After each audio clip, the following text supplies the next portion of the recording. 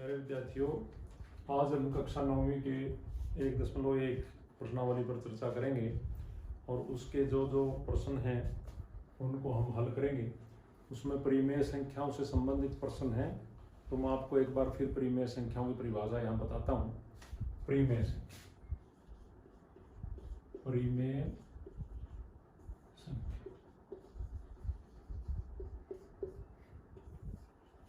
परिमेय संख्याओं से पहले मैं आपको थोड़ा इसकी पूर्व में जो संख्याएं हैं उस पर विचार कर लेते हैं।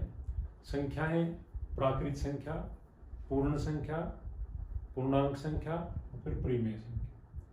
प्राकृत संख्या में सभी जमा की, पूर्ण संख्या में सभी जमा की और जीरो, पूर्णांक में सभी ऋणात्मक, धनात्मक और शून्य, यानी कि सभी जमा की, सभी घटा की और जीरो भी उसमें शामिल रहती है। परिमेय संख्या किसे कहते हैं? वह संख्याएं जिसको p बटे क्यू के रूप में लिखा जा सकता है। p क्यू पूर्णांक है और नीचे हर जो है क्यू वो जीरो नहीं हो सकता इसमें, तो हम लिख सकते हैं वह संख्याएं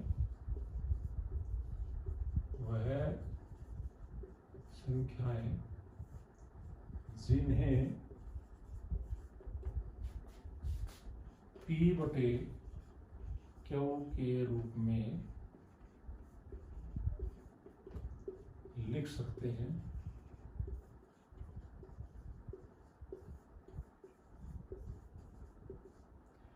p क्यू पूर्णांक है, p क्यू पूर्णांक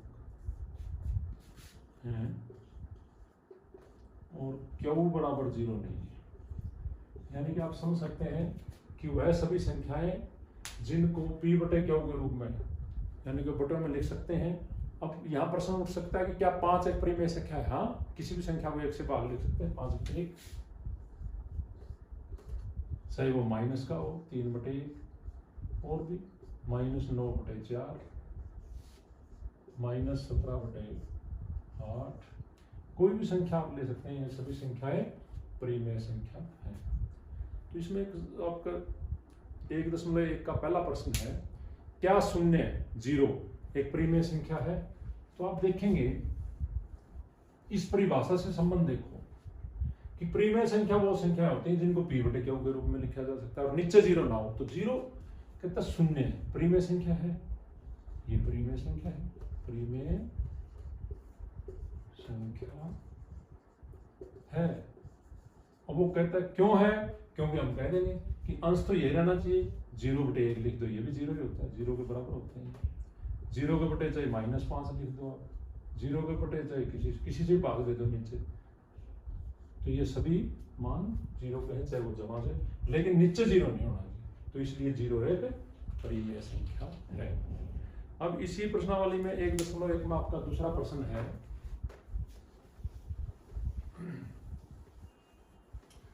परिमेय संख्याओं की चर्चा करते हैं तो ये परिभाषा पूरी दिमाग में रखनी है कि वो सभी संख्याएं परिमेय कहलाएंगी जो p बटे क्यू के रूप में लिखी जा सकती हैं और क्यू बराबर जीरो, नीचे जीरो नहीं होना चाहिए, ऊपर जीरो हो सकता है, तो इसीलिए जीरो एक परिमेय संख्या है।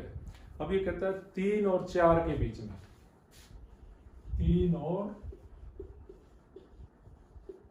4 के बीच में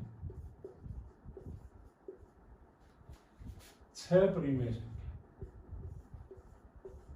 6 परिमेय संख्या बतानी है। परिमेय संख्या,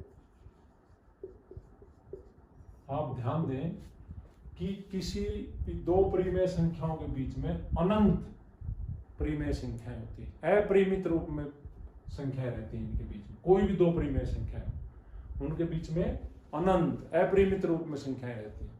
तो ये दो संख्याएं हैं, देखने में तो ये कैसी प्रतीत होती हैं? प्राकृत संख्या भी आप इनको कह सकते हो 3, 4 को, और पूर्ण संख्या भी कह सकते हो, पूर्णांक भी, और प्राकृत परिमेय संख्या भी, क्योंकि 3 बटे 1 4 बटे 1 कर देंगे इनको, बटों में 1 आ जाएगा, तो हम लिखेंगे 3 और यहाँ लिख देंगे हम 4।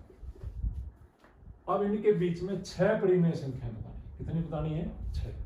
तो सबसे पहले इनके हर बराबर करेंगे, तो यहाँ तो हर बराबर है ही, ये 3 बटे 1 लिख देंगे, 4 बटे 1, दोनों के हर बराबर है।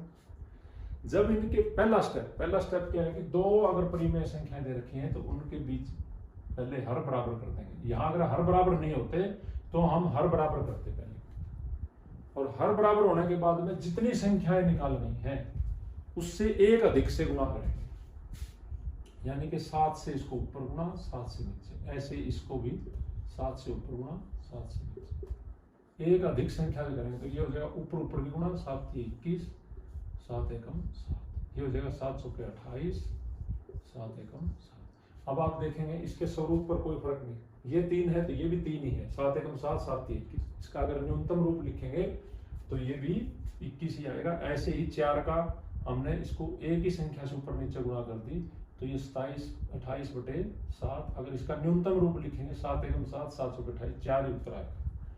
इसके वास्तविक स्वरूप पर कोई फर्क नहीं पड़ा, तो हम 3 को 21 बटे 7 कह सकते हैं और 4 को 28 बटे 7 कह सकते हैं।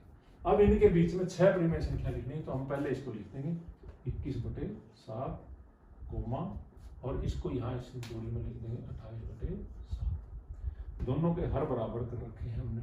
और अब यहाँ देखेंगे 21 है तो यहाँ लिख देंगे 22, 22 बटे 7, 23 बटे 7, 24 बटे 7,